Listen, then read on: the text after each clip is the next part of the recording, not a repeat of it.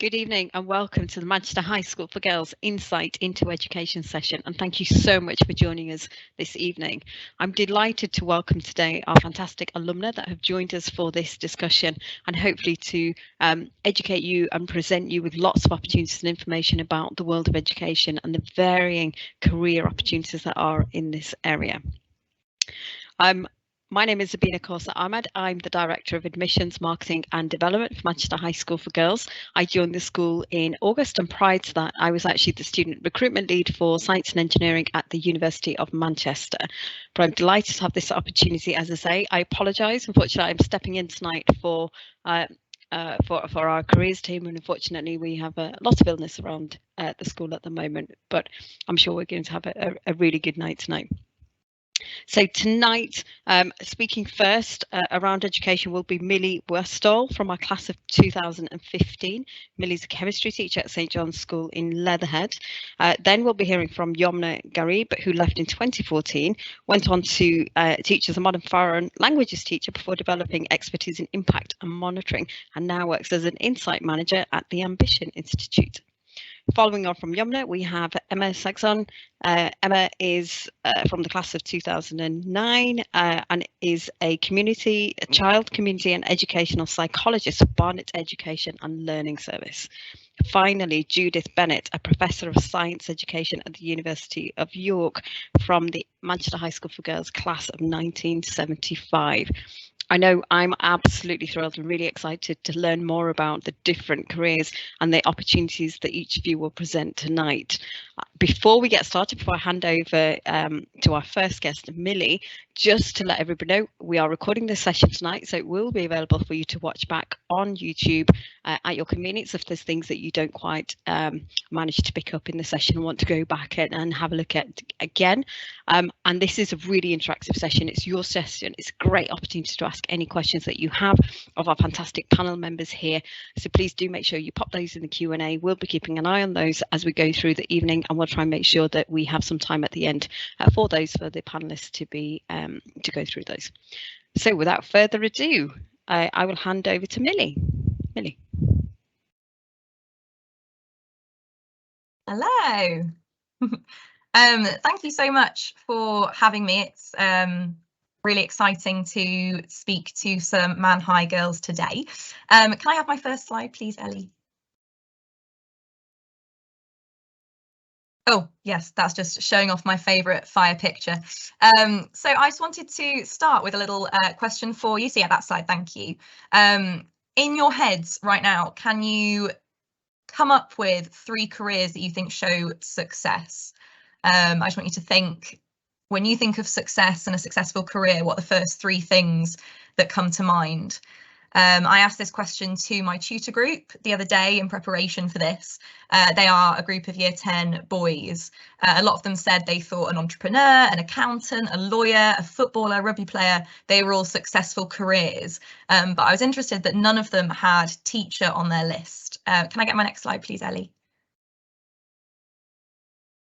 Now, I think this quote, those who can do and those who can't teach, I think this quote is far too common. And I really feel that teaching doesn't get the recognition or respect that it deserves for the brilliant career it is. So if you're going to take anything away from listening to me and hopefully listening to everyone else this evening, it's that teaching can be such a successful and fulfilling career. Next slide, please, Ellie. And hopefully you can relate more to these kind of teaching quotes. My favourite one in the middle being from Malala Yousafzai, one child, one teacher, one book, one pen, it can change the world. And teaching as a career, it can be challenging, it can be collaborative, it requires intelligence and a lot of hard work. And hopefully you'll see that from what I've got to say. Next slide, please. So I'm basically just going to go through kind of how I got to where I am today. I'm in my 5th year now as a chemistry teacher, and I've just started a new job. My route into teaching was a little bit niche. It's not kind of the usual followed path. So yeah, let's go. Can I have my next slide, please? So I started at Manchester High in year 10. So I did my GCSEs and A-levels there, and I feel incredibly privileged to have been taught alongside a group of such inspiring and intelligent young women, and to have had the privilege to have brilliant teachers. And one of the most exciting things about that for me is that now, as a teacher, I think back to who were my favourite teachers at school. Mr. Jones featured there with my A-level further maths class, and Mr. Tattersall, who's no longer at Manchester High but was also a legend. And I like to think back and think, why did I like them as teachers so much? Why were they so good? And draw on techniques and stuff that they used in lessons. I still have some of my handouts, and I use all of those things in my teaching today to try and make it as good as possible. I've included my extracurriculars and what I did outside of school, and those that I put in bold. All my extracurriculars, all my subjects, I chose because I enjoyed them. I never was forced or pressured into following a certain path. But if you look at all of those extracurriculars and outside of school things I've highlighted in bold, I think it's kind of obvious that working with young people in kind of a guiding, mentoring, teaching role was for me. And I think it would be interesting, if you're wondering what you want to do with your life, look at your extracurriculars, look at the subjects you've chosen, what you enjoy most, and there probably is a hidden bright neon sign in there saying you should follow this path. Next slide, please.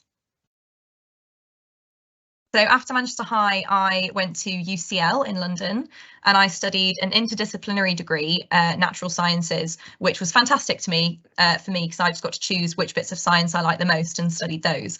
I found university quite tough. Definitely my favourite years in education were my A-levels, and university really challenged me, but I think I've used those challenges again to inform my teaching. My part-time employment, again, that I chose because I enjoyed those things. I was a part-time tutor for a tutoring company. I'll talk about that in a second. And I worked on the Natural Sciences Transition Mentor Scheme, which was something set up to support new freshers. They would be put in a group and paired up with an older natural sciences student who would guide them through their transition into university life. I did that in my second year, and then I ran the scheme in my third year. Again, working with nurturing younger people and helping them in their education kind of goes to show that teaching was quite well suited. I include my extracurriculars here because as a teacher, I think every hobby and every interest you ever had, you're going to use at some point, whether that's to put on an activity that's regular or one-off. With your students. I've definitely used every hobby and extracurricular thing I've ever done in my teaching career, and I've only been in it for 4 and a bit years. And then finally, I've mentioned my work experience. So I spent a summer at the end of my second year of university working in a neuroscience lab at the University of Manchester. And that was a brilliant experience. It was really cool, but it also very much showed me that working in a lab, not talking to people that often, definitely wasn't the career path for me. And again, when you're trying to figure out what you want to do, try different forms of work experience and really use that to guide you. And some of the most valuable work experience placements might be the ones that were least suited to you because they give you the most direction. Next slide, please. So I just wanted to really mention tutoring and what value that has given to kind of the first steps of my career. It's a brilliant, flexible part-time job to have at university. I actually started tutoring when I was 16. So when I was doing my A-levels, I was tutoring GCSE maths students around my local area in Handforth. But at university, it was a really good way of making money while also being flexible. I tutored a mixture of private clients, but I also worked in a lot of schools in very deprived areas of London. So I had a real range of students that I was working with, people with different abilities, people from different backgrounds.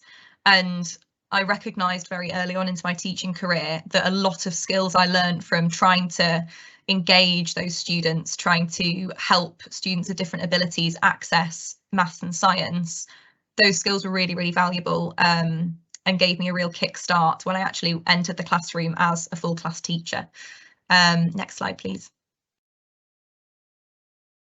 So my first job was a gap graduate role at Sedbergh School, which is up in Cumbria, and it was actually where I was at school before I started at Man High.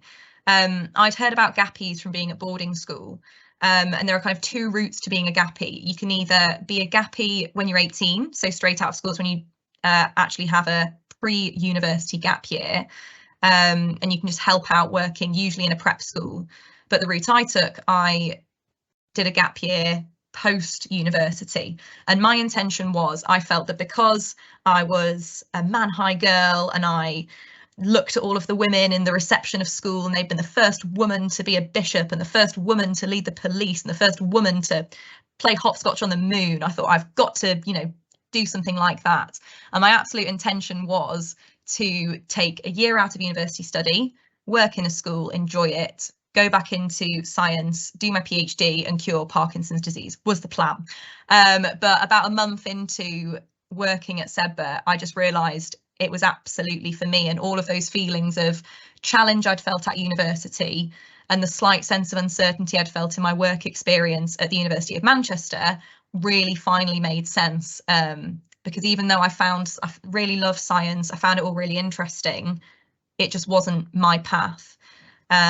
So I guess main takeaway from that wholesome message is whatever you do, it will guide you in the right direction, whether you like it or not.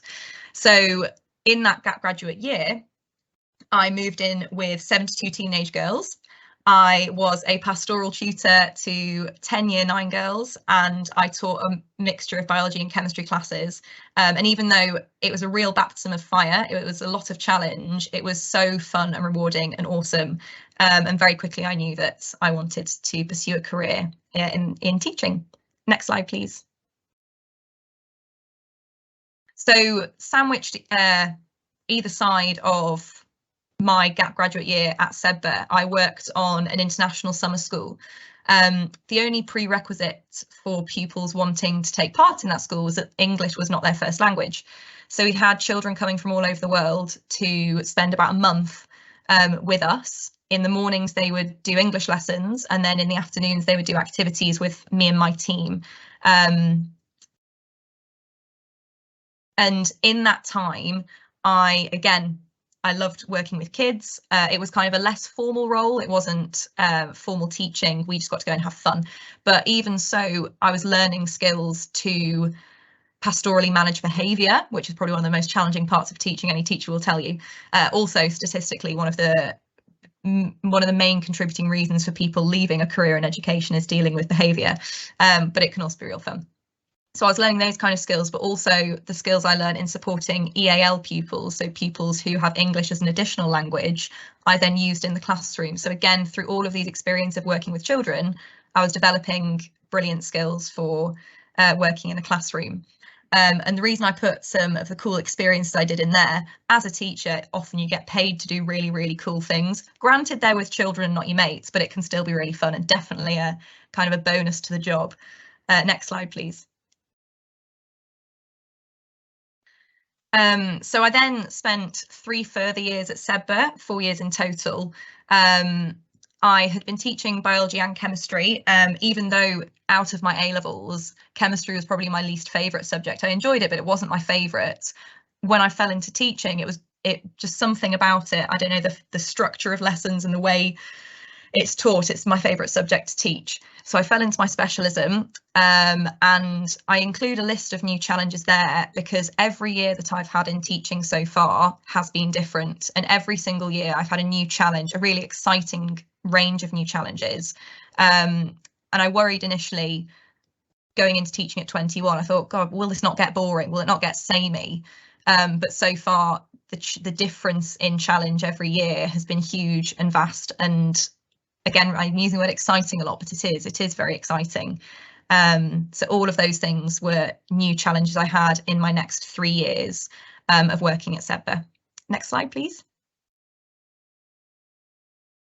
So through my time at Sedbergh, I completed the first kind of 2 stages of my teaching qualifications. A lot of this stuff isn't applicable until later down your journey. I've put kind of the Get Into Teaching logo in the top left hand corner. You might have seen the adverts on TV. That website is brilliant if you're looking into, if you want a bit more detail in how you can get into teaching. There are options of doing it pre-university if you haven't got a university degree yet, post-university, and if you're looking to change careers at any point, you can do it. And all of your teaching qualifications, you are measured against the teacher standards. So I'm currently in my first year as an early careers teacher, and I'm still being monitored respective to these standards. So being able to plan a good lesson. There is a lot of academic research and a lot of academic study behind education. So even though it's brilliant, and one of the ways in which teaching is brilliant is that it's still educationally stimulating, because you're learning lots of new things and you're learning how to make a lesson engaging for children. You're learning how to plan a lesson so that children will remember what you're teaching them. And I think that's definitely an aspect of the career that's overlooked, the way in which it can be educationally very stimulating. Next slide, please.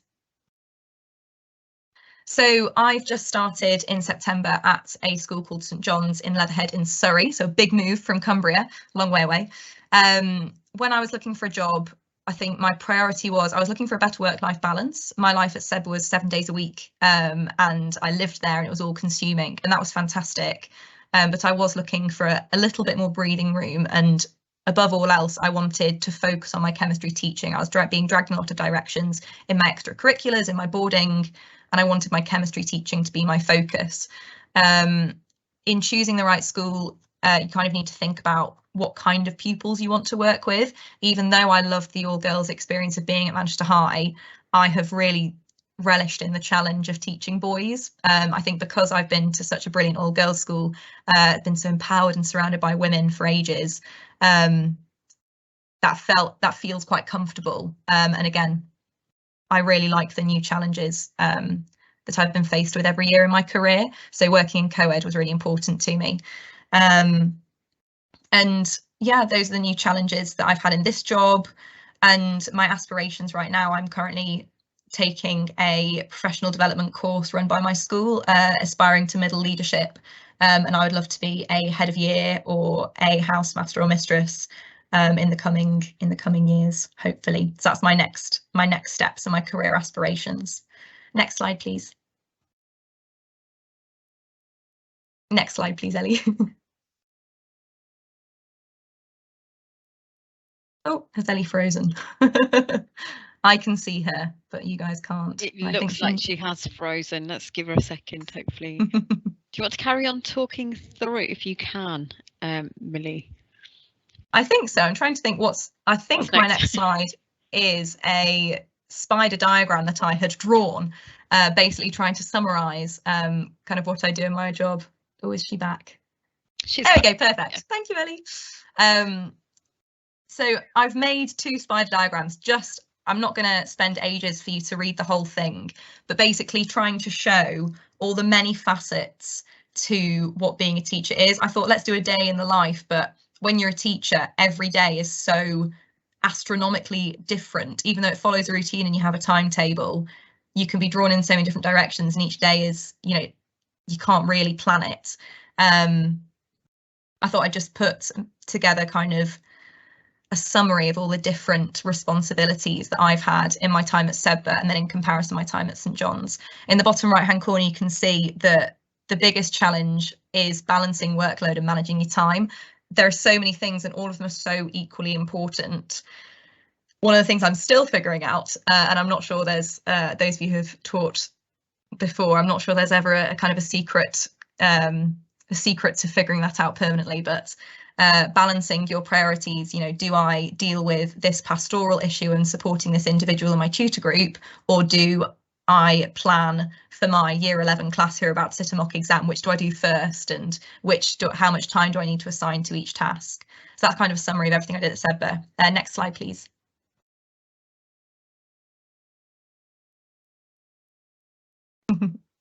And then in comparison, this is what I do now at St John's. So I just haven't copied out all of the teaching admin, but all of that is the same. But you can see hopefully how my boarding responsibilities have reduced, my extracurricular responsibilities have reduced, and kind of more of my time is being put into my teaching and my CPD, my professional development, and developing my teacher training. Next slide, please. So I just wanted to finish with an empowering feminism area of education, and how as a woman I feel really empowered by the other women around me. I have a question here. What percentage of secondary teachers are women? Next slide, or next click, please. So teaching is a very female dominated sector. 62% of secondary school teachers are women. These statistics, I think, are from 2019, but I can imagine they're still fairly accurate. Next slide, please. And in comparison, what percentage of secondary head teachers are women? Next click, please. And next slide, please. So 62% of secondary teachers are women, but only 39% of head teachers in the secondary sector are women. So this shows a real disparity in representation of women at a classroom level, at just a simple teaching level, to leadership in education. And I've just included in the slide a picture of me and my friends from school standing with the Emmeline Pankhurst statue, just for the added feminism. Next slide, please. So Women Ed are a charity organisation. I think they're a charity or an organisation that I follow very closely. And they've basically written a book. They do talks, they do professional development, all about how women in education can be empowered to be 10% braver and put themselves forward for promotion and for leadership in education. Next click, please. And I'm also incredibly lucky to not just be surrounded by cool women, but that woman right there, I don't know if anybody who's attending was at the prep school at Manchester High and was taught by Mrs. Westall, but she has, as of half term, been appointed as acting headmistress of a prep school in Cheshire, and she is the first ever woman to be head teacher of that school. So I think another thing that is really exciting for me as a Man High girl, as an old Ivy, is to look up to women leaders in schools and look up to my mum, and that's definitely a career aspiration for me, is to continue to smash those glass ceilings and improve that representation of women in leadership in education. Next slide, please. So to finish off, I just thought I'd summarise kind of everything I've been talking about. How do you know whether a career in education is right for me? As I said at the very beginning, make a list of your interests, extracurriculars and school responsibilities that you enjoy, and they will probably kind of form some sort of pattern and indicate which direction you should go in. And brilliant opportunities to work with young people at your age and develop transferable skills are working in tutoring, summer schools, doing work experience in schools, and maybe looking into being a gappy at a school if you're not quite ready for university. All of those opportunities will give you a really good indication of whether working with children is for you. Next slide, please. What's so great about being a teacher? These are just a few things. There are loads more. No 2 days the same, yet you've got a routine. So you have a timetable, but every day you can be faced with new exciting challenges. It is the most selfless job and it's incredibly rewarding. It's really, really collaborative. Working in a department can be really sharing ideas, whether that's pastoral or academic. It's challenging. There's always opportunity to learn. You get to explore your favourite subjects and it's just great fun. Next slide, please. And why is teaching a successful career? So teaching at any level is a vital job for society. All jobs come from good teachers. Anyone who's successful in their career is because they have been guided well in their education, or at some point, whether that's in school or outside of school, they've had a good mentor or guide. You get to see your success, not just in what you do, but in your pupils and your colleagues. There's loads of opportunity for career progression, as the other ladies who are here to talk to today. There are so many facets to working in education beyond teaching, and brilliant opportunity. And you're always making a difference. So that's it from me. Thank you for listening. Millie, thank you so much. I'm so excited, and it's clear to see the passion that you have for teaching and the excitement that you have for your subject area. It's absolutely fantastic to see, and I hope everybody has realised that. I think one of the things that I took away from your talk there was actually try different things, because actually trust your gut instinct as well. If something doesn't feel right, just prod a little bit more. And actually that really helps you work out what your real passions are and what will drive you and what you really enjoy. So I think that's a really powerful message. So thank you so much for that. Okay, let's go straight on. So Yomna, we'll go over to you now, and please do pop any questions in the chat. We'll be keeping an eye on those and we'll come on to those later. Yomna, over to you. Hi everyone, good evening and thank you for having me. Really excited to be back to talk to you a bit more about what it's like to be an Insights Manager at a national education charity. Next slide please, Ellie. So before I talk about what it is like to be an Insights Manager and what an Insights Manager does, what is an Insights Manager, I thought it'd be really helpful to talk about my journey up until now. Next slide please, Ellie. So what better way to start than taking you back to 2007 when I started Manchester High as a year 7 girl. So up until I did my GCSEs, I was quite an all-rounder in terms of my favourite subjects. So for my GCSEs, as you might be able to see, I did quite a big range of subjects. Yes, please, thank you, Ellie. So I did quite a range of subjects, and you know there was a big mix between humanities subjects and science subjects, and I wasn't kind of ready to sort of take a specific side as of yet.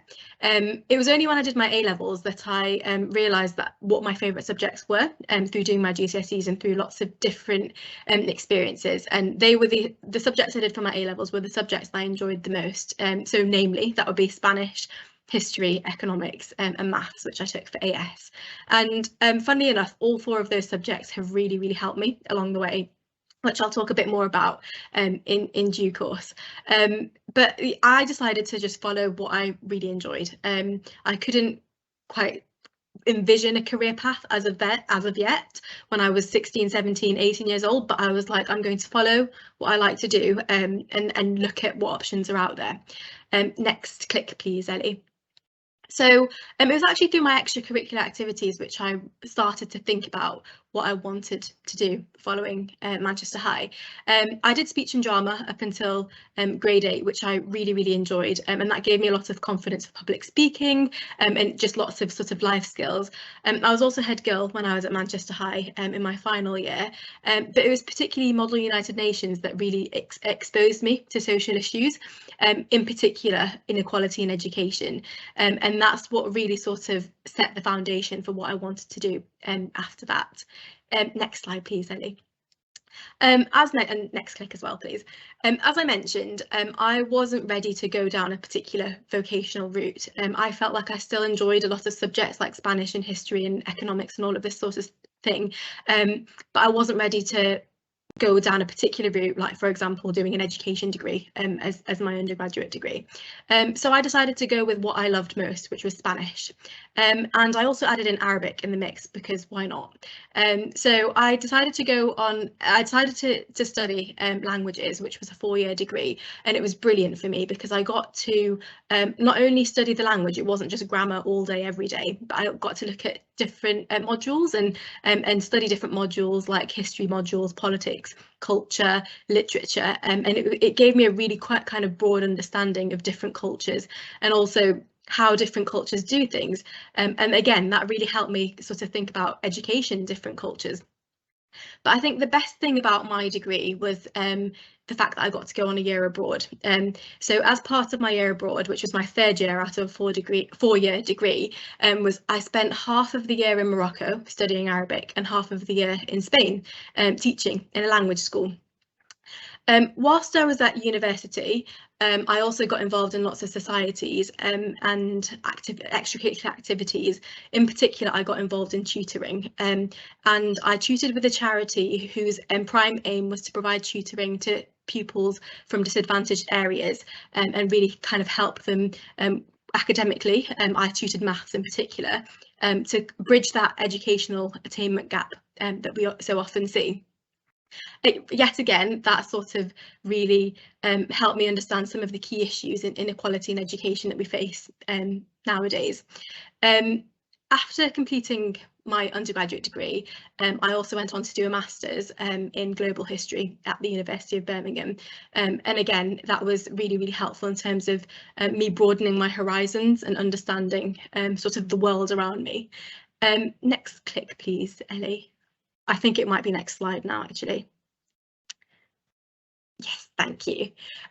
So following my academic journey, let's call it that, I decided that I wanted to go into teaching. The reason being is that I had, through my experiences at university, through my experiences at school, had been exposed to the idea of educational inequality, and I felt like I really wanted to make a difference.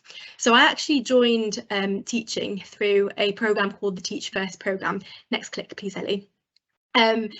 And the mission of Teach First is to fight educational inequality. So I taught and qualified as a secondary school teacher, teaching languages in the West Midlands, and the mission, as I mentioned, was to make the education system work for everybody. I think Millie did a really great job of telling us about how brilliant teaching is, and I totally agree with her. It is such a rewarding, amazing and fulfilling career. But I decided that although I was really enjoying teaching, I wanted to have a bit of a wider impact and look at education from a wider lens, so look at it nationally. So what I did was I actually joined the charity sector, where I joined the charity which I had tutored at when I was at university in a role in impact governance, monitoring and evaluation roles. Up until perhaps a year or two before I went into that role, I had never heard of that area in it at all. And what that is sort of looking at the impact of different interventions. In my case, it was tutoring, and being able to articulate the impact of those interventions on the education sector.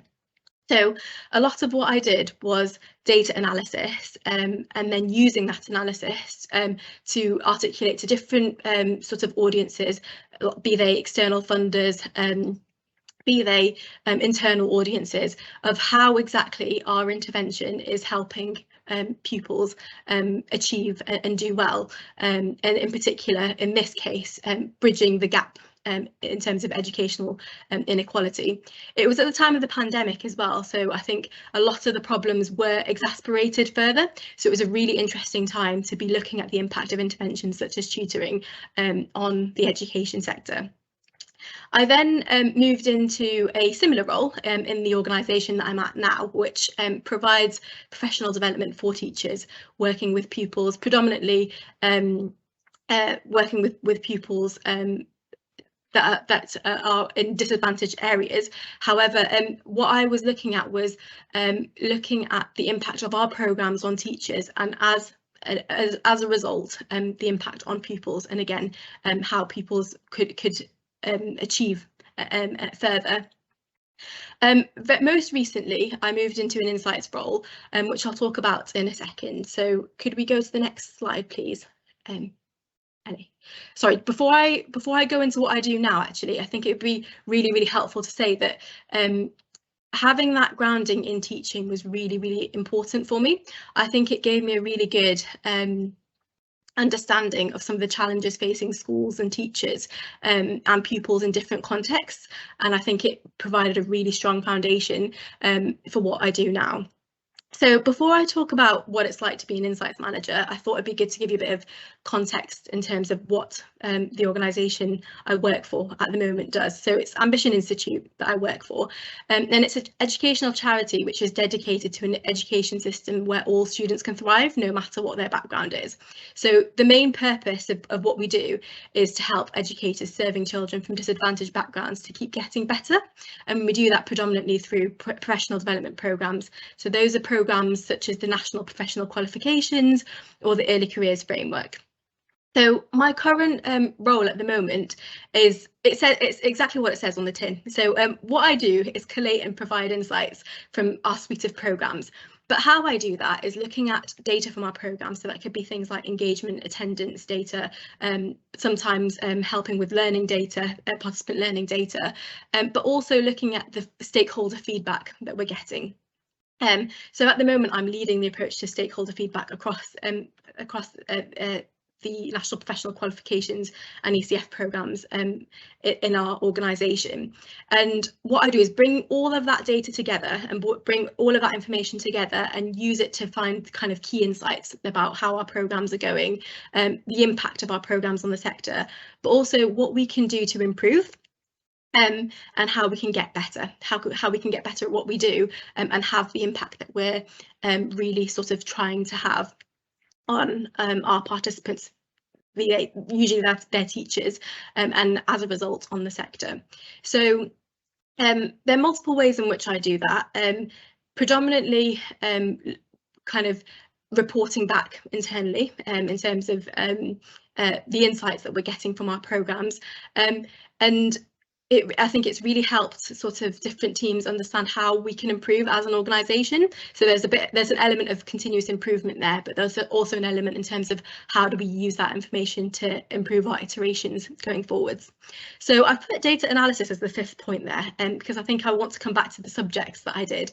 A lot of what I do is focused on data analysis. So I think having done maths at at AS level was hugely important. It really helped me in terms of understanding the basics of data analysis and being able to use that skill.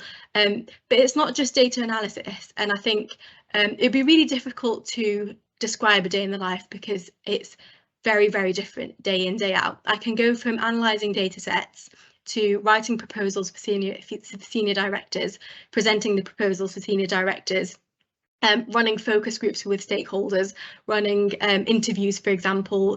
So it is really varied, but I think it's that variation that means that no 2 days are the same, and it really sort of keeps me on my feet.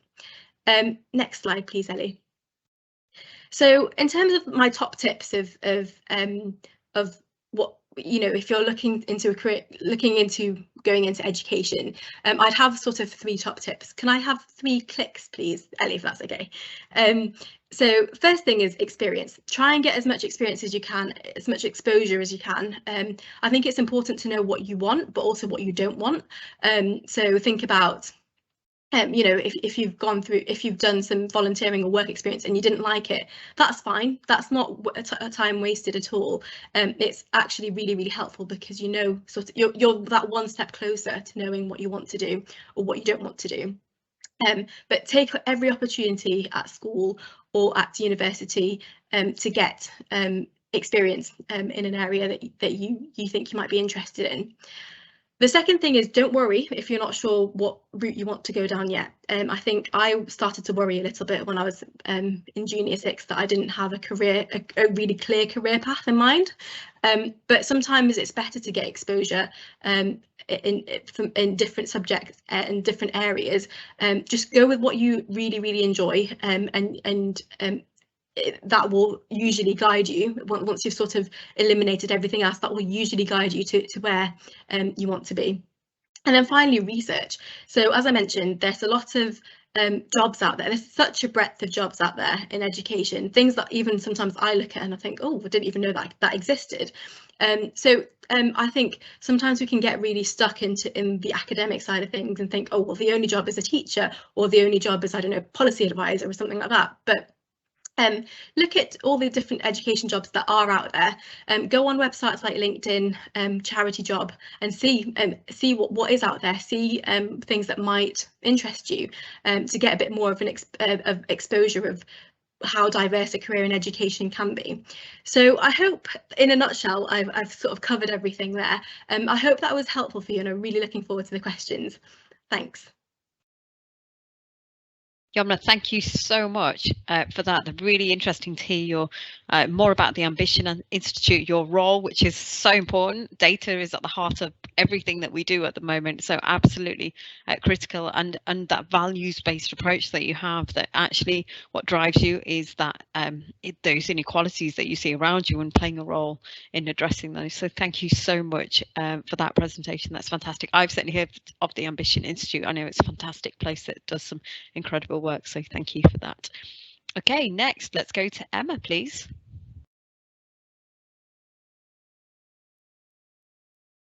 Hello, thank you so much for having me. My name's Emma, and listening to the first 2 talks, I'm not sure I can remember if I did any extracurricular activities or what they were, which perhaps links to a slightly bigger gap since I attended school. So my job is a child, community and educational psychologist. So I sort of bridge the education and mental health sector. So hopefully I can kind of provide a bit of insight into, if they're both two things that are of interest, how you can kind of work across both. Next slide, please. Oh, the one after this.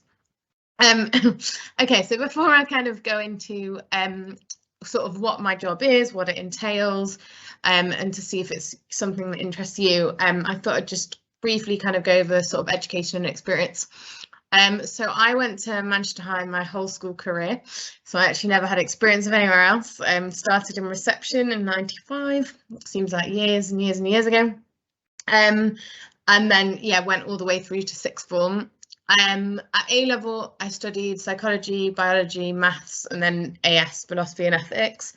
In terms of just, I'm presuming that requirements are still the same, but I shouldn't make such assumptions for university. So definitely double check that. But I definitely remember kind of when applying for university, you needed at least one STEM subject. So you didn't have to have psychology, but you needed one of psychology, biology, maths, economics. So yeah, making sure you had at least one if this is an area you did want to go into. In terms of work experience, I did random other bits that were irrelevant, like I tried marketing for a bit, and I even did a bit in a law. I think I did a week in a law firm once, in that kind of exploratory phase. But I think the two things that really relate to my career and sort of helped me decide what I wanted to do was doing work experience in a special needs school in Withington. That was actually in year 10, and that was the first time I'd ever really interacted with children with significant differences. So that was really insightful. And then I also did, it was actually a paid role at the Children Adventure Farm Trust, which is Cheshire way, which is it's a farm where children with different needs come for a week's kind of respite holiday. And I was a kind of fun activity worker there as a job. I did that for a few summers and loved it. Yeah, so that was kind of the Man High experience slash stuff I did alongside whilst I was there. I went to the University of Nottingham to do psychology. The key thing here as well, if you do want to become a psychologist of any type, is that your degree has to have what's called graduate basis for chartered membership. And there are many amazing universities that offer psychology degrees, but they don't have graduate basis for chartered membership, not because it's not a really good course, but just because it doesn't include some of the criteria, especially sort of sandwich degrees. So one of my friends went to the University of Bath and did psychology and business, and I think that it didn't cover all the modules. So then she ended up having to do a master's afterwards to establish the graduate basis. So it's not something that has to be in your undergrad, but if you are considering maybe becoming a psychologist ever, then it might be easier. But either way, you can always do a master's afterwards. So there's always a way, forward if not. So in order to become a psychologist, you have to do a doctorate. But before you can get onto the doctorate, alongside having the degree with the membership, you also have to have work experience, paid work experience of a minimum of 12 months. So after finishing at Nottingham, I took a gap year to kind of go travelling and just do fun things that were completely career unrelated, but very important for life skills and mental health and happiness. And then I did work experience in schools. So the first role I had was in a special needs school in a reception class. I was a teaching assistant there, so I just kind of got lots of exposure to different children, but also I got to work with lots of different teachers and see how they kind of interacted and learn different skills there. And then I was an inclusion worker in a secondary school. So it was a secondary school in quite a deprived part of London, and my role was essentially about trying to get kids into school and keep them in class. So it was everything from teen pregnancies to children that are committed offences, looked after children, and those known to social care, those who've had significant trauma. And my role was kind of trying to engage them in education and get them into the classroom and support teachers to support them. So I did those two roles for kind of 2.5 years. And then I got onto the doctorate at the Tavistock and Portman, so that's a mental health hospital in London, and then the degree is accredited by the University of London, and the doctorate is paid, so it's not kind of having to go back to education and go back to kind of not having a salary, which is really good, and it's quite practical. So from the very beginning you do sort of placement, and in second and third year you essentially sort of do the job 3 days a week with kind of additional supervision. So it's a very kind of practical doctorate.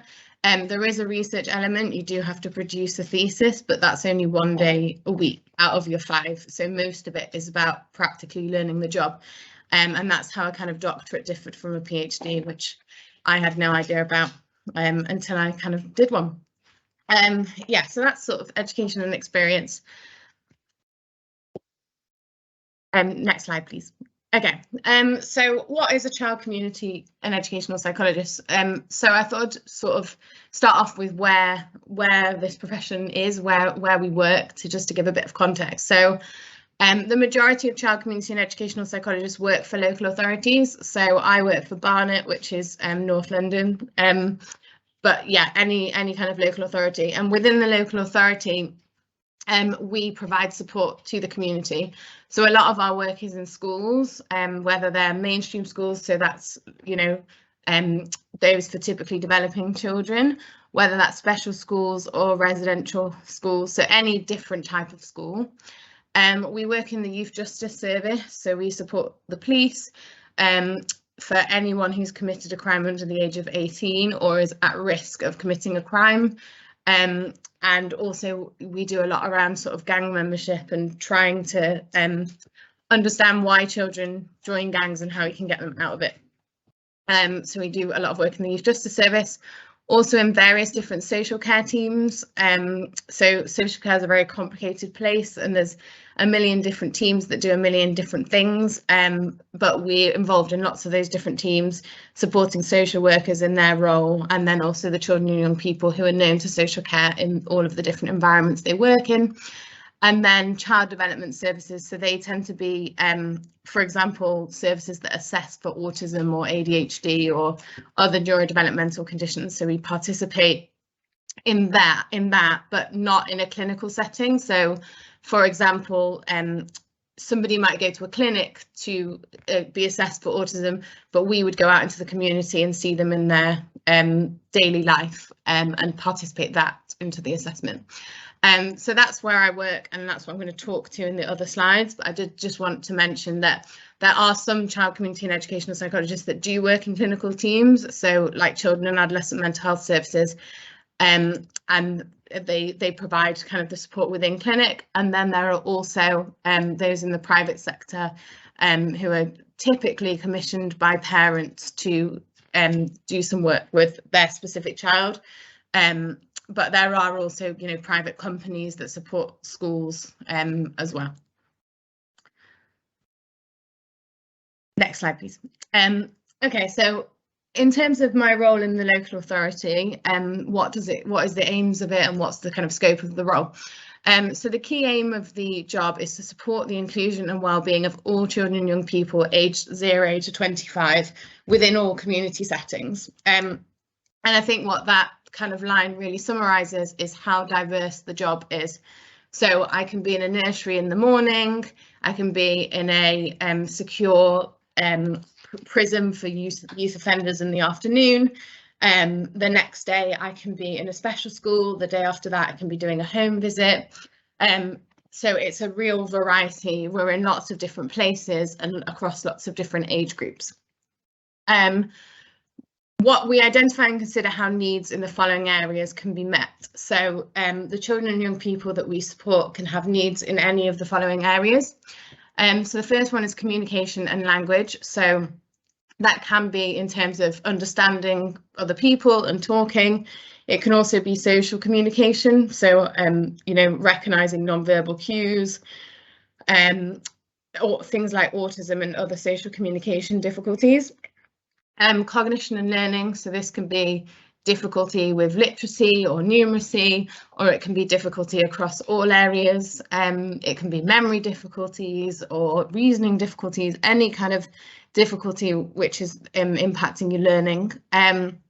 Social emotional mental health, so anything around friendship, low mood, anxiety, anything around identity. So my actual thesis topic was around the trans star community and how we can support the trans star community in education. So it can be kind of absolutely anything related to social emotional mental health.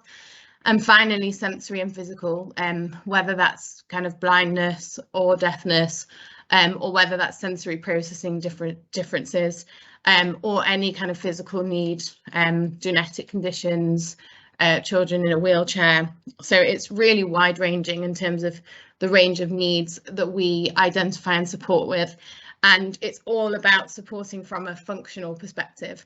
So we don't necessarily spend time diagnosing people with lots of different disorders or conditions. Instead, we think about the interaction between their needs and their environment, and, you know, what are their needs, but also how does the environment influence them and how do they influence the environment, and then what we can do to change their environment. So it's very much about the child or young person not having problems or being a problem, but that it's about how they match with their environment and what we can do to better make that match, if that makes any sense.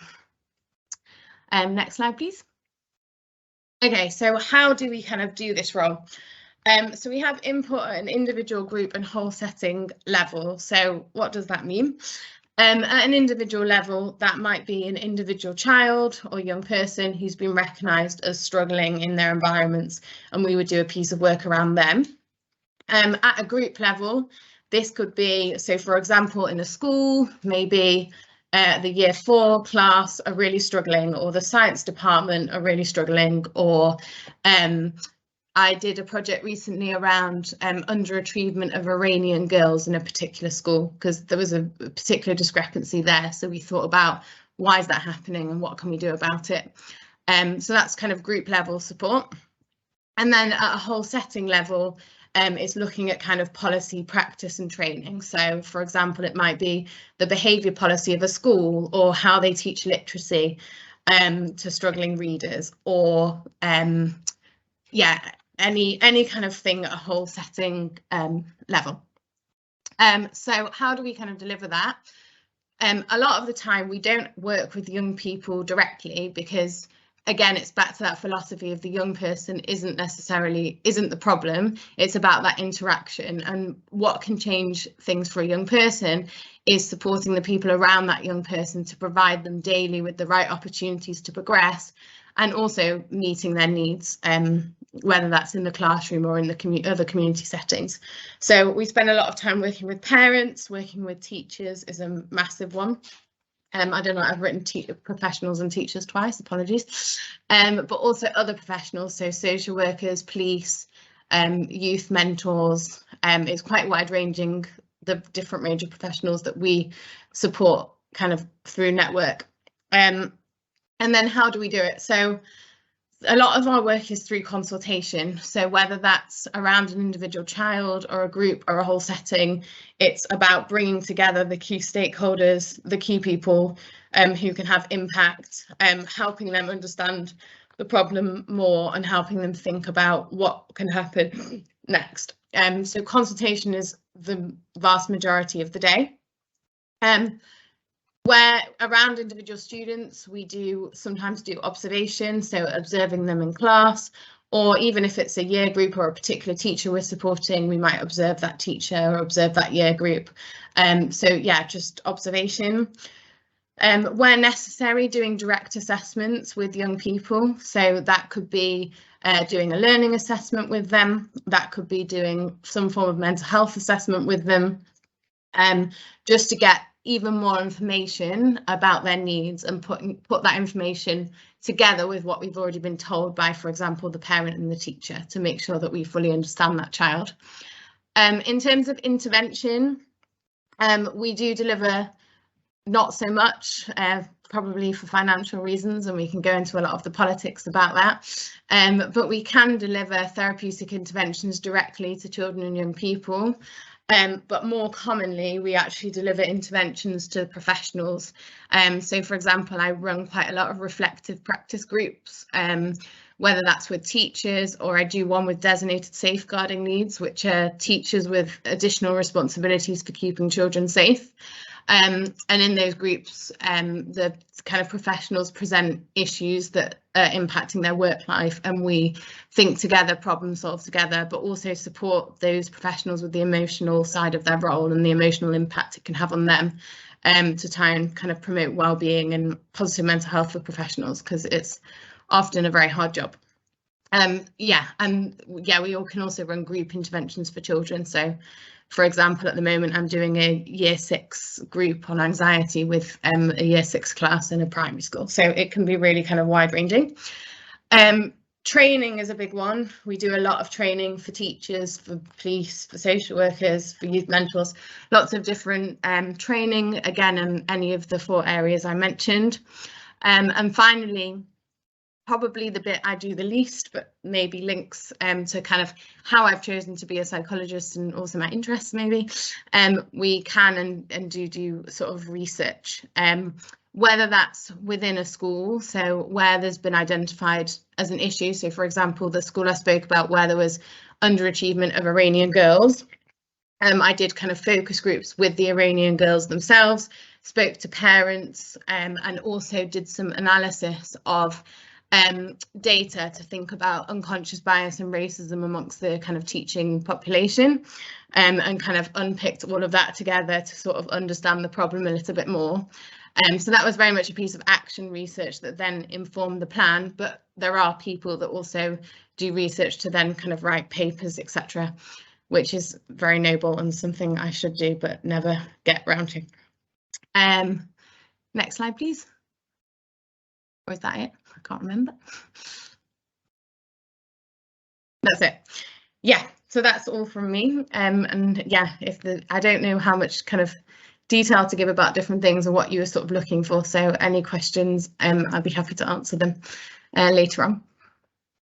Emma, thank you so much. That's absolutely fascinating just listening to you. And I think we're all completely aware. I definitely got a question for you around COVID and the impact that's having on children, something that we're seeing in the headlines an awful lot. So perhaps we can cover that later on. So thank you so much for that. Really interesting. Now over to Judith, a Professor of Science Education. I'm really looking forward to this, having come from a science and engineering background. Judith, over to you. Okay, right. Thank you very much. If I could have the first slide, please, Ellie. Yeah, so this is where it all began. This is Upper 3T in 1968. It was actually the last year form photos were done in black and white. I discovered when I went back through my archive. And also when I looked at the photo, the school rule at the time said skirts had to be no more than 2 inches above the knee, and I don't think we quite met that, but that was the swinging 60s. And if you haven't spotted me yet, I'm at the top row at the right hand corner, and indeed if you look very carefully you can see I was form monitor that term as well. So what did I do after Manchester High? Well, after Manchester High, I went to the University of York to study chemistry with education, do my teacher training, my PGCE. As we said, my father thought York was a bit newfangled at the time because it had been founded in 1963, but he liked the fact that one of the lecturers in the chemistry department was the person who'd written our A-level chemistry textbook, so that kind of made York okay. I would say it's been interesting listening to other people talk. Whether it's a sad thing to confess or not, I always wanted to be a teacher. I can't remember a time when I didn't want to be a teacher. But I think that makes me quite lucky because, you know, I've achieved what I wanted to achieve. I'm just going to slightly jump forward and then I'll go back again, but I'll jump forward by a decade to the early 1990s because that was my first work trip overseas. It was a lecture tour of Australia, conferences in Brisbane, Sydney, Adelaide and Perth. And it has to be said the furthest I've been for work before that was to the Science Museum in London with classes of pupils. So it was a big one for me. But the evening talk at the conference in Adelaide was by someone who'd written 103 monographs on frogs. I thought, right, okay, well, that's So let's go and find out about frogs then. But it was a wonderful talk. It was by someone called Michael Tyler, who turned out to be the David Attenborough of Australia. And it was just the most fascinating talk. My two take-home messages really were, don't judge a talk by its title. But also something he said at the start of the talk was, if you don't really like talking about yourself, talk about 4 people who've influenced you in your working life. And so that's what I'm going to do this evening then. So have the next slide, please, Ellie, and the first picture on the slide. Right, so the school that I taught at longest at was in Wimbledon. It was a girls' 14 to 19 school, and this is one of my forms, Upper 5 St Thomas. And somewhere in there is Sonia, who did not like physics and chemistry. She used to sit on the front row and say, this is boring, miss. Why are we doing this, miss? Why do girls have to do physics, miss? And that wasn't really the first time I'd encountered what you might describe as gender effects in science. I never thought about it when I was at Manchester High, but when I got to the University of York, I was one of actually only 7 girls studying chemistry in a class of almost 50. And a friend of mine doing physics was on only 3 girls in her year. And then you look around and you realise that every single lecturer in the Department of Chemistry is a man. Then you start teaching and you find out that only 3% of girls do physics and chemistry after the age of 14, which is when they could make the choice. And that made me think really a quite important question. What is it about science that makes it unattractive to girls? And is there anything I can do about it? And it was thinking about that question that maybe just by chance I saw an advert for a part-time MA in science education at King's College in London. So I applied and started the course. The master's dissertation that I did was part-time while I was teaching was Girls and Science, What Needs to Change, big title there. But I became so interested in the work that once I'd finished my MA, I registered for a part-time PhD so I could continue. And it just so happened that after I started my PhD, I read an article in a science education journal about new work that was starting at York, which caught my eye. Oh yes, York. About trying to make chemistry more attractive to young people as a subject to study. And this was exactly what I was trying to do, trying to make chemistry and physics more attractive.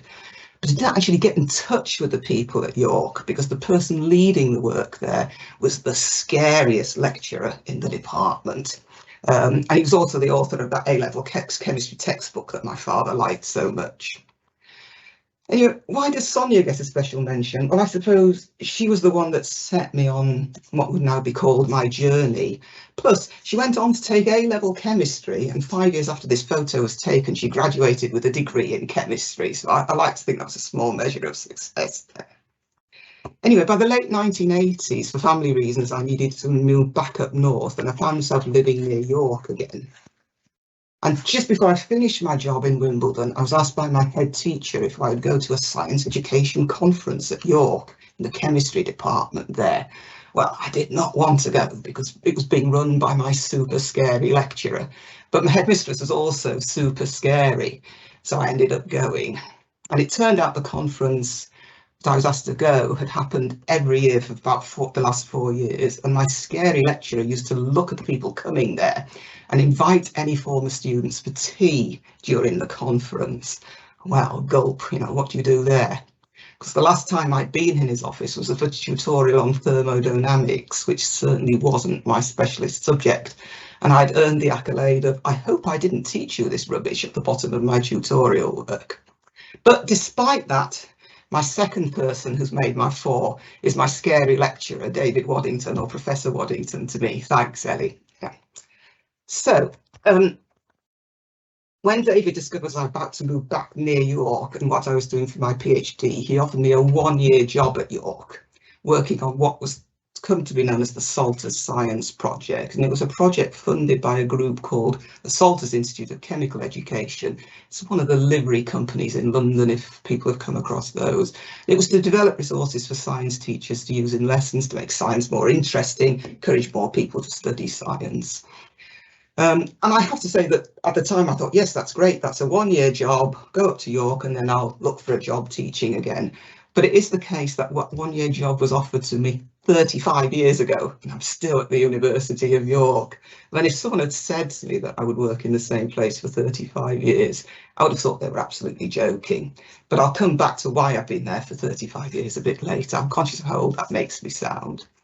But why does David get a special mention and make my big four? Well, I mean, the truth is his offer of a job altered the course of my professional life. I thought I was always going to be a teacher. And it was a dream job for me as well. It was doing all the things I liked doing, you know, trying to make science exciting and interesting.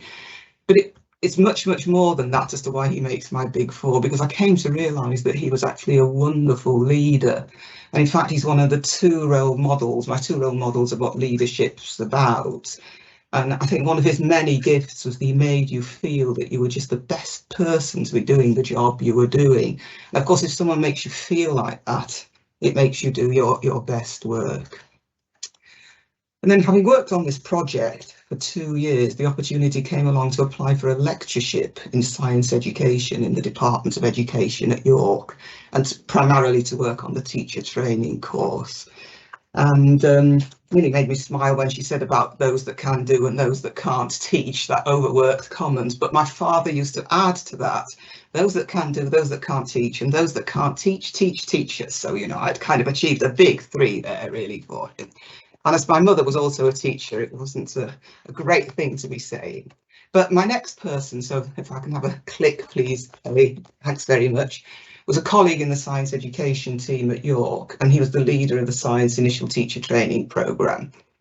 And he was a great person to work with. He was good fun, he was enthusiastic, mega organised, and he went on to become head of the Department of Education.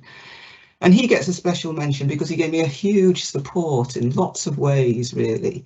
And he also trusted me with key roles in the department, and roles that had never been done by a woman before, partly because there were never any women around to do them. And he's also my second role model for what leadership is about. Because I also went on to become head of the Department of Education at York. It took 45 years for the department to have a female head of education, but I finally got there. Well, we finally got there, and what they got with me. And by this time, my colleague friend Bob had retired, but I asked him what his key messages would be to a new head of department. And he gave me what have still stuck with me, two excellent pieces of advice. You know, if you find yourself leading a group of people, it's about people and money, and the important thing to remember is that they come in that order. And then if you want to get someone to do a job for you, also show them what you're going to do to help them. And so when I became head of department, a big management role, but I tried to base my leadership style on what I'd experienced. So try and have an idea of what you're hoping to achieve, make people feel valued and support them in concrete ways. I think, you know, the rather hackneyed expression is walk the walk as well as talk the talk. And it struck me when I was preparing this that both my role models for leadership were men. And I think this reflects the times in which I was working. There were female lecturers at York in the 1980s, but they were few and far between. And happily things have changed, but I certainly think there's more work to do. For example, York University, I wanted to have its first female vice-chancellor before I retire, but I don't know if that's going to happen or not. But one of the things I'm quite proud of, just to put in a personal note, is that when I was head of department, we won a national award for the work that the departments did to support women. But I like to add to that, really, that the sorts of things that we did to try and support women, help them with career pathways and so on, I think also had just as many benefits for the male staff as well. So that kind of leads me to my fourth person, and you've seen her once tonight already, because having made the two men on the slide meant the fourth person really had to be a woman, but who do I choose? So I was chatting to a colleague, a friend, in the kitchen at work, had been asked to give this talk. And she said to me she thought the fourth choice was obvious because of one of the things that I have quite prominently in display in my office. And what she was referring to was my poster with the words "deeds, not words" on it, which people might recognise as the motto of the Women's Social and Political Union. which was set up by Emmeline Pankhurst and her daughters as part of the suffragette movement. But what my colleague didn't know was the connection between the Pankhurst family and Manchester High. But yes, this has got to be my fourth choice. So my fourth choice is, and so this is the last click here, Ellie.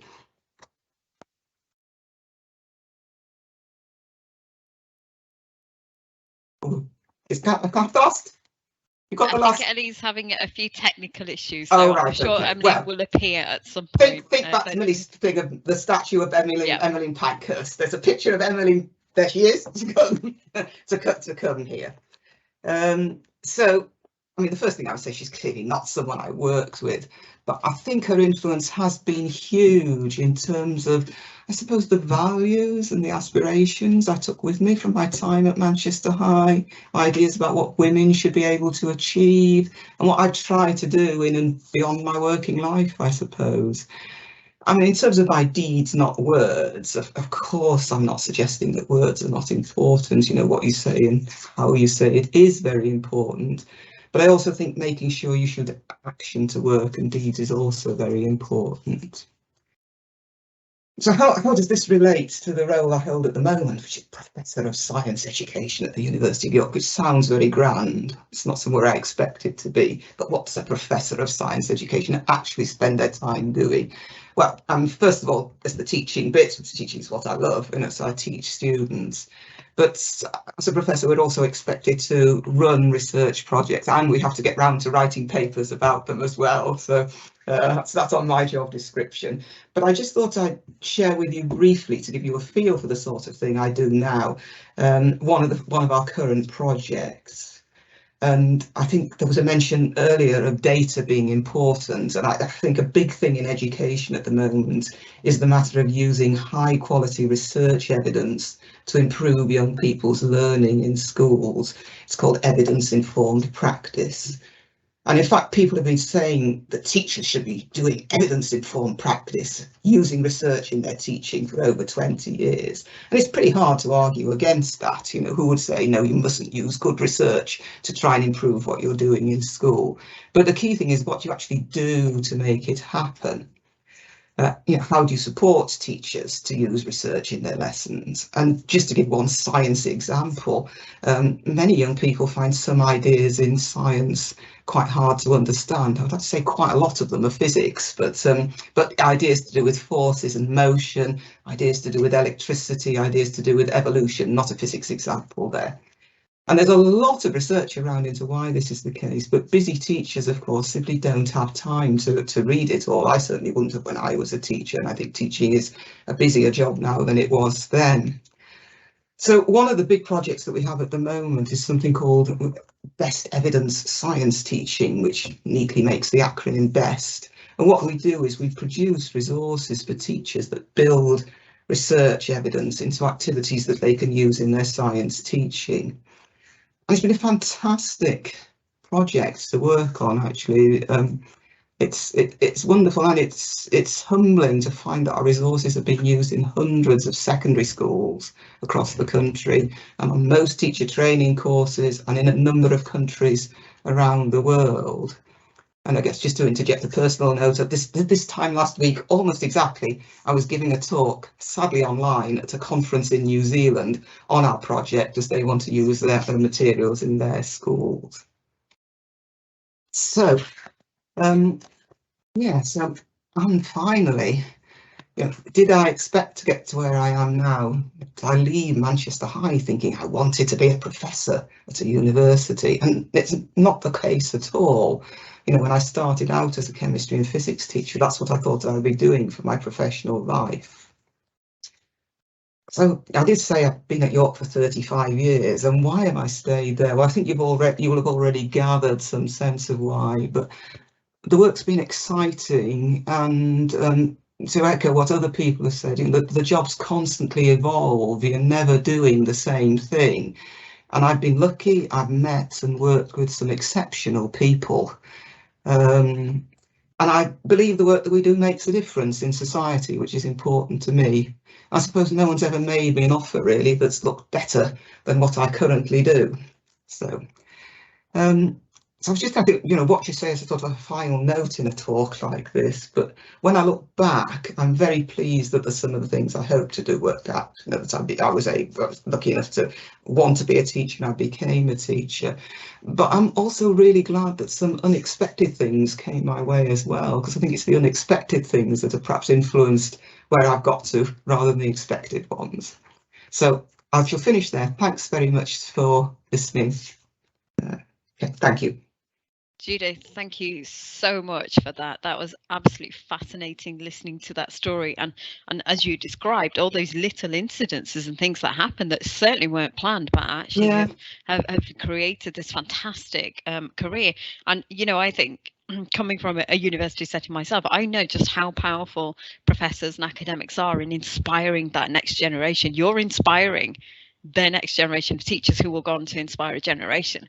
That's incredibly powerful and something I think you should be incredibly proud of, because I think, you know, just from what we gleaned tonight, that passion really shines through. So thank you for doing what you do. That's absolutely fantastic. Thank you to all of you.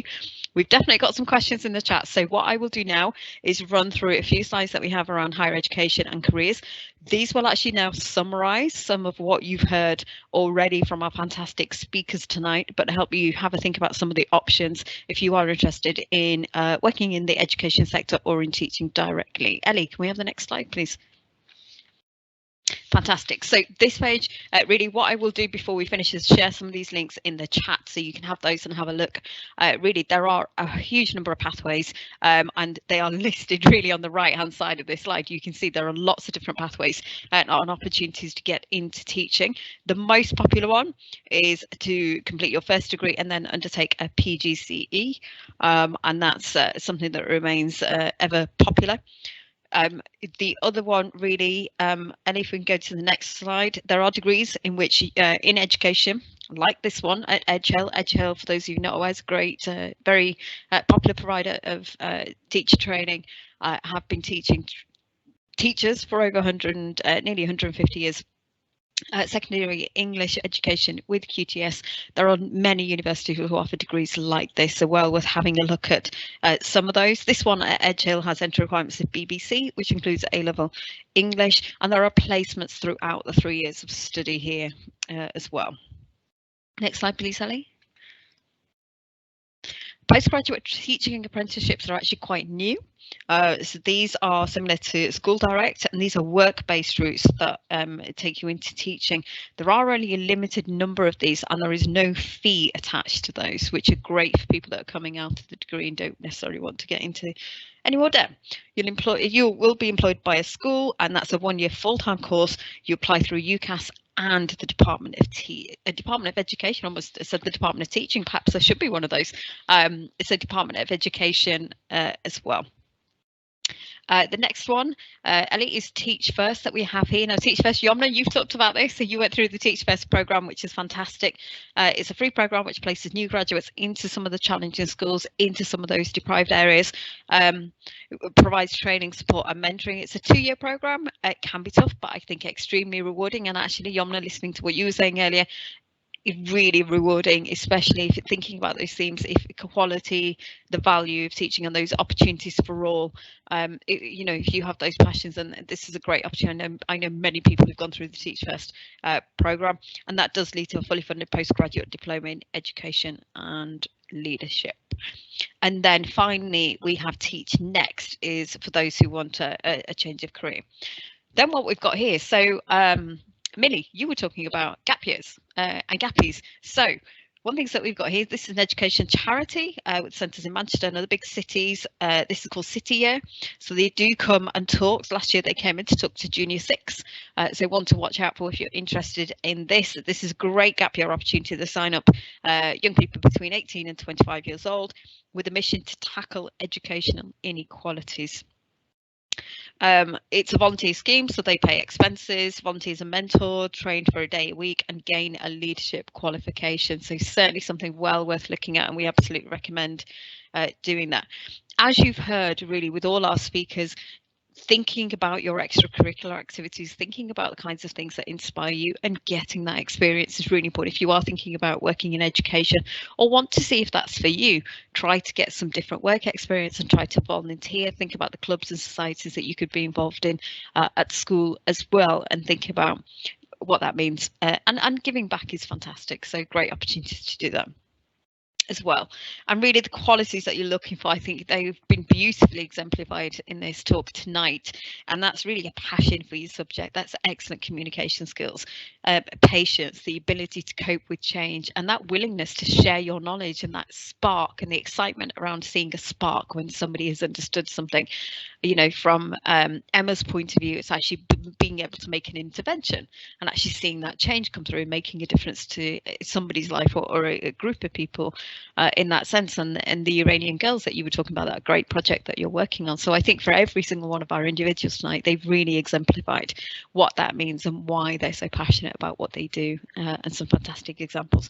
Thank you to all of you. Ellie, let's have a look at some of the questions. So if we go through those, let's take these one by one. So I've been creating a list of who I think would be best to answer those. So first question is, how can you try to figure out what age group or year group to teach, especially if you're younger? There isn't much opportunity to try tutoring unless it's with people much younger than you. Let's tackle that part of the question first. There is a second part, but let's come on to that. So I know some of you talked about age groups. So Millie, can I go to you first with that question? How do you know? So that's a really interesting question. You're absolutely right. I don't know how old the person who asked this question is. You're right. There's not much opportunity to tutor people around your age. I think that's something, like everything I said in my talk, the more you try, the more you learn. I did my work experience at the end of year 11 in my dad's primary school. Both my parents are in primary and prep education. And I did a lot of, I mean, anyone who went through my mum's classroom in the prep, I was always in there, always helping out at Manchester High. And while I loved that as a one-off thing, I always just kind of had a feeling that working with really little kids was not for me. And I look at my parents and think, how on earth every day do they deal with kind of that age group, but also the idea of teaching a child to add for the first time is just boggling to my mind. I need them to have those skills already. But knowing whether you want to work with teenagers, which is something I'm very passionate about, I definitely developed that through tutoring. Even though I started tutoring at 16, I was tutoring people 2 years below me at GCSE, and that is still, you know, that's the age children are at secondary school. So all of my tutoring, it fell into secondary school age. So as soon as you get into that, while you're doing your A-levels, you get that experience. But to answer the question, how do you know? It's just what, like everyone's been saying, your path will lead you in the right direction. I have a friend who always thought she was going to end up teaching MFL, modern foreign languages, to senior schools, and then she applied for a job at SEBA in the senior school, didn't get it, but they had a job in the prep school. So because she was just looking for a job, she ended up there. And it just so happened that after teaching for a year in the prep school, she thought, why did I ever think I wanted to work with teenagers? I love this age group. So I'm very much a firm believer in things happen for a reason and trial and error. I hope that helps. That's brilliant. Thank you very much for that. So next part of that question is really interesting. Is there a massive difference between teaching private and public schools? Is one more recommended than the other, or is it down to preference priorities? Yumna, can I go to you? Did you teach in a not a private school, in a public school? Yeah, exactly. Right. Yeah, and I think what I would say to that, it is dependent on what you want to get out of it. So for me, I was really kind of set on looking at tackling education inequality, and working in a state school was the best way for me to do that. So I think it depends on what you want out of teaching. I wanted that challenge. I wanted to see something that was a bit different to what I was used to at Manchester High. So I wouldn't say one is more recommended than the other. It's purely based on what your priorities are, what your why is essentially, and what your preferences are. if you're not sure, if you can get experience in both settings, that would be really good, and it would be really good to get to kind of be able to compare both settings. But yeah, I think it would definitely come down to preferences and priorities. Emma, can we get to you? Sure.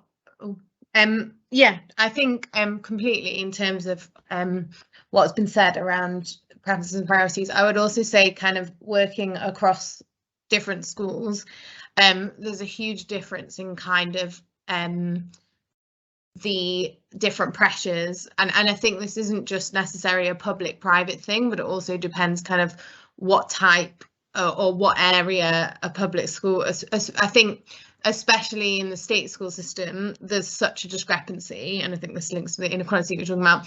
If you are in, you know, maybe a school in an area where the residents tend to be sort of higher economic status versus areas of significant deprivation, and I think the challenges of the role are completely different. I think, you know, the types of parents that you come across, how able parents are to advocate for themselves, what parents' daily concerns are, what students' daily life is and how they enter your classroom, what their kind of skills are when they enter the classroom, prevalence of EAL, prevalence of special needs, prevalence of trauma.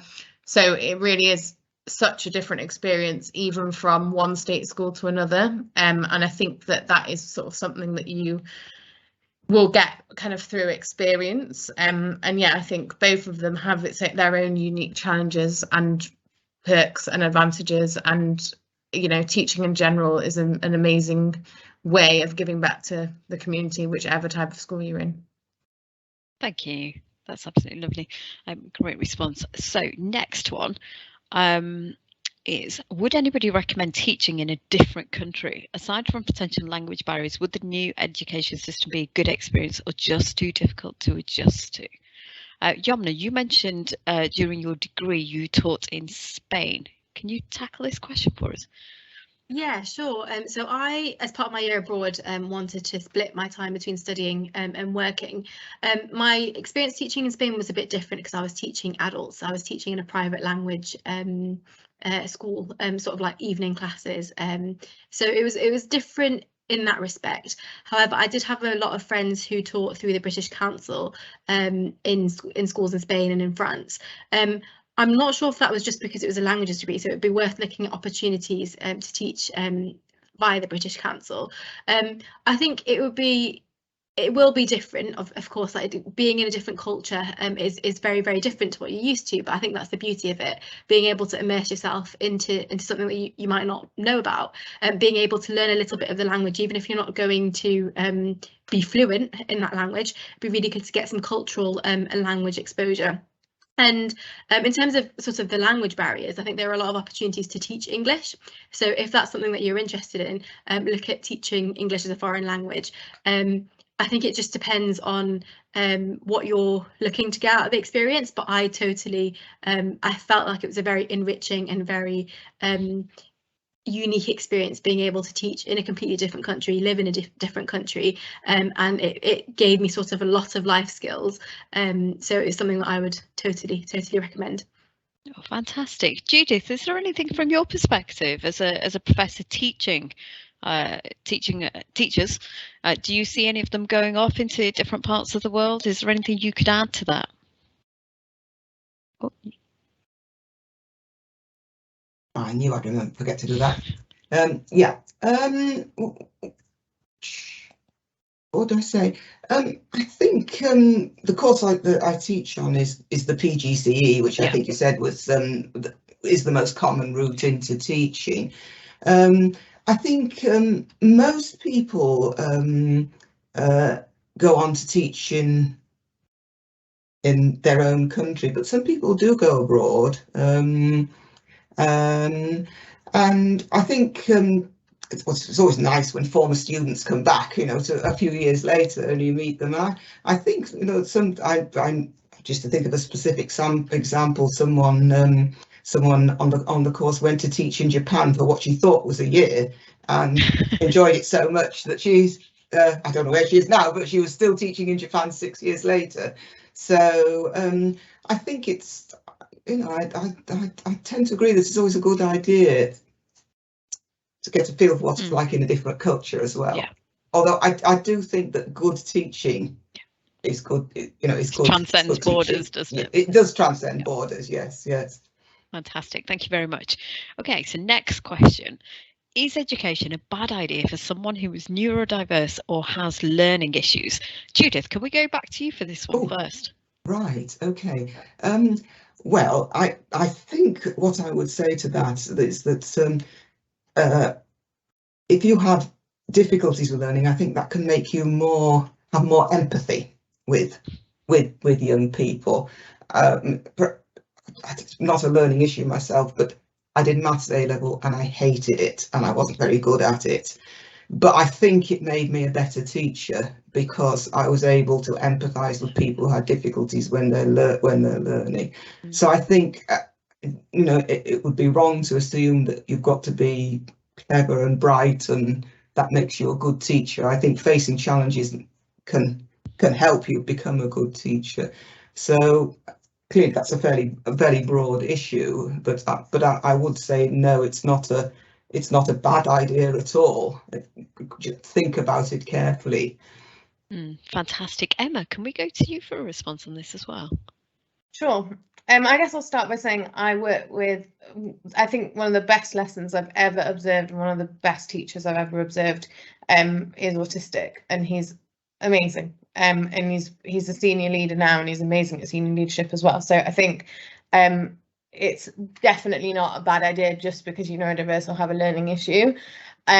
But then I would also say it would depend, everybody who's neurodiverse is different, and all learning issues are different. And I guess it would depend on how those things match with the demands of teaching, in the same way of, and also your personality and all the other, obviously those are not just one person. So if you're, for example, neurodiverse and really, really struggle with the idea of, public speaking and speaking in front of a class, obviously you're at school, you've got quite a long time before you get to being in front of a classroom. But if that's something that you really don't enjoy and you don't see yourself wanting to do and is very anxiety provoking, teaching wouldn't be for you. But actually, if you do really want to go into teaching, you can use the sort of next 3, 4, 5, 6 years to develop kind of regulation strategies that will help you manage those demands. So definitely not a bad idea, but it is about thinking, what are your differences and how do they match with the role of a teacher, and are those barriers something you don't want to tackle, or actually can you develop different strategies that would help you manage the role of a teacher regardless of those barriers. That's excellent. Thank you so much, Emma and Judith, for those responses. Really helpful. And last question I think we've got here is, does teaching specifically have much scope for career development? Example, head of year. So I think, Millie, this question has your name written all over it, really, as you were talking about this earlier. So over to you for this one. I think that's a really good question and very classic. I think teaching as a career, everyone who has been to school has seen teachers, and you think you kind of know, well, it's this, this and this, that's it, isn't it? But it is that idea of everything that's behind closed doors. Actually, the obvious roles like head of year, housemaster if you're in a boarding school, the head and the deputy head, they're kind of the obvious leadership roles. But within that career development, there are lots of things, lots of opportunities to lead on different projects that pupils never know about. So I was actually, this is a funny coincidence, I was speaking with a colleague today who's at St John's, and he's been working here for 14 years. And someone said, gosh, the same school for 14 years, do you not get bored? And he said, oh, well, I've just done those different roles. And in his time there, he has just gone between lots of different areas of leadership. And again, going back to the point I tried to make in my talk, you don't have to be successful in education. You don't have to become a head teacher. You can lead in lots of different areas. So he's currently the housemaster of my house, where I'm a tutor. He also leads on PSHE, but in the past he's led the Spanish department. He has contributed to writing the curriculum for the Modern Foreign Languages department, and all of those are areas of career development. So there are lots of opportunities, even if you get to headmistress. So like I was saying, my mum's just become acting head. She was kind of toying between, do I want to be a headmistress, or do I want to continue my professional development in another way? You can go into all of the roles the other women here today have been speaking about, but she's also considering, after what next, once she's done her role as a headmistress, she might go into educational consultancy, or you can take that role to a different school. As I can't remember who, someone else was saying, the same role in different schools is totally different. So that's also opportunity for career development as well. Emma, yeah. Yeah, just just adding to what Millie said, working within a local authority, there's 100 different teachers. We've got specialist teachers who have specialised in, you know, different areas. We've got consultant teachers. We've also got people that work for a kind of Ofsted type thing that do sort of educational inspections.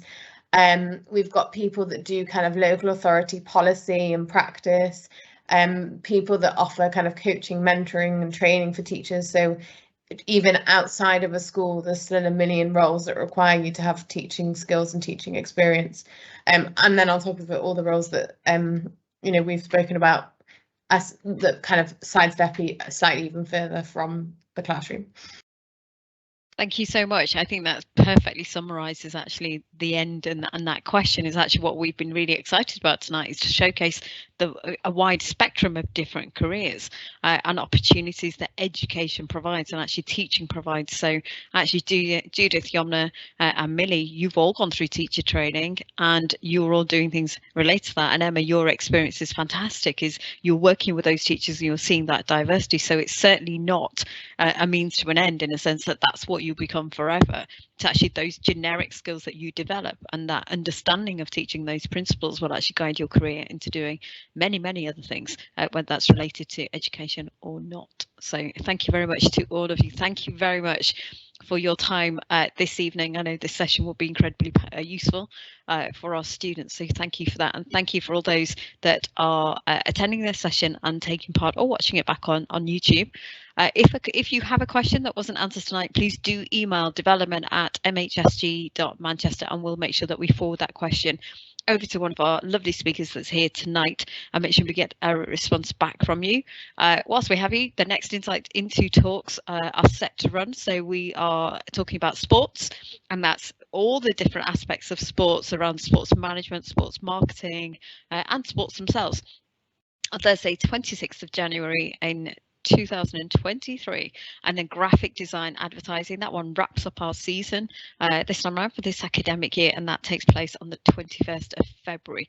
For all those that have attended, thank you very much, and we will be sharing those dates later on, so you can sign up for those as well, which you can do now, and the booking is open. So huge thank you to our alumni. Thank you very much. It's fantastic to see that passion you have for education, for teaching, and the roles that you do, and those fantastic memories that you have of Manchester High School for Girls as well. We're extremely proud of everything that you've achieved, so thank you very much for coming back and sharing that with us tonight. Thank you.